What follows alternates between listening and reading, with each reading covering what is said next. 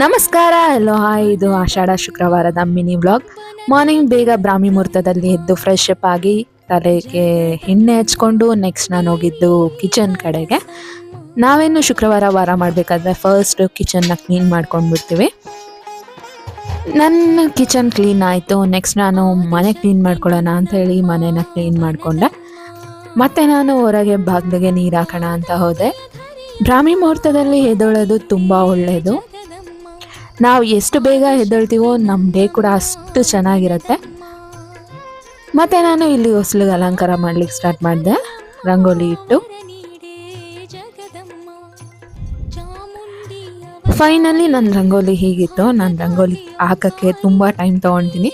Next ನಾನು ಹೋಗಿ ಸ್ನಾನ ಮಾಡಿಕೊಂಡು ಫ್ರೆಶ್ ಅಪ್ ಆಗಿ ಬಂದೆ.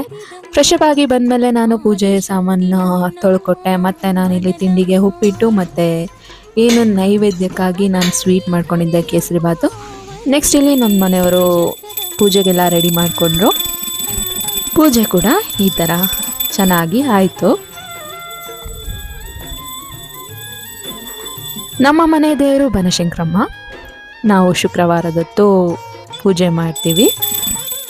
ಮತ್ತು ನಾನಿಲ್ಲಿ ರೆಡಿಯಾಗಿ ಎಲ್ಲಿಗೆ ಹೊರಟಿದ್ದೀವಪ್ಪ ಅಂತ ಹೇಳಿದ್ರೆ, ಸರಿ ಆಯಿತು, ಆಷಾಢ ಶುಕ್ರವಾರ ನಮ್ಮ ದೇವಸ್ಥಾನಕ್ಕೆ ಹೋಗಿ ಬರೋಣ ಅಂತೇಳ್ಬಿಟ್ಟು ರೆಡಿಯಾಗಿ ಹೊರಟ್ವಿ. ದಿನ ವರ್ಕ್ ಮುಗಿರಲಿಲ್ಲ, ಅಷ್ಟೊತ್ತಿಗೆ ಮಳೆ ಸ್ಟಾರ್ಟ್ ಆಗಿತ್ತು.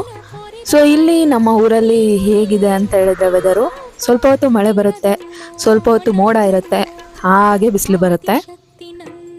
ಸರಿ ಮಳೆ ನಿಲ್ತಲ್ಲ ಅಂತ ಹೇಳ್ಬಿಟ್ಟು ನಡ್ಕೊಳ್ತಾ ಹೋದ್ವಿ ದೇವಸ್ಥಾನಕ್ಕೆ. ನಡೀತಾ ಬಿಸಿಲು ಬಂದೇ ಬಿಡ್ತು. ಮತ್ತು ನಾವಿಲ್ಲಿ ದೇವಸ್ಥಾನಕ್ಕೆ ರೀಚ್ ಆದ್ವಿ. ಮನೆಯಿಂದ ದೇವಸ್ಥಾನ ತುಂಬಾ ದೂರ ಇದೆ. ಇಲ್ಲಿ ಎಂಟರ ಆದ ತಕ್ಷಣವೇ ಒಂದೊಳ್ಳೆ ವೈಬು. ಮತ್ತು ನಾನಿಲ್ಲಿ ನಿಂಬೆಹಣ್ಣು ಆರತಿಗೆ ಎಲ್ಲ ರೆಡಿ ಮಾಡ್ಕೊಳ್ಳೋಣ ಅಂತ ಹೇಳ್ಬಿಟ್ಟು ಮಾಡ್ಕೊಂಡಿದ್ದೆ.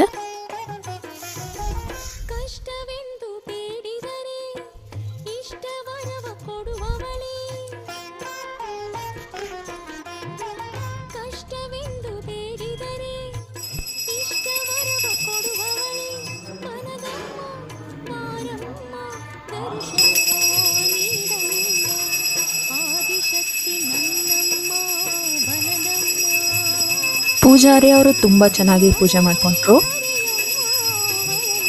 ಫಸ್ಟು ಅವರು ನಿಂಬೆಹಣ್ಣು ಆರತಿನ ದೇವರಿಗೆ ಬೆಳಗಿ ಮತ್ತೆ ನನಗೆ ಕೊಟ್ಟರು.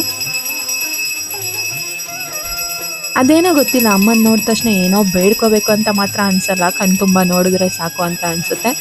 ನಾನು ಪ್ರತಿ ಸರಿ ಪೂಜೆ ಮಾಡಬೇಕಾದ್ರೆ ಏನು ಬೇಡ್ಕೊತೀನಿ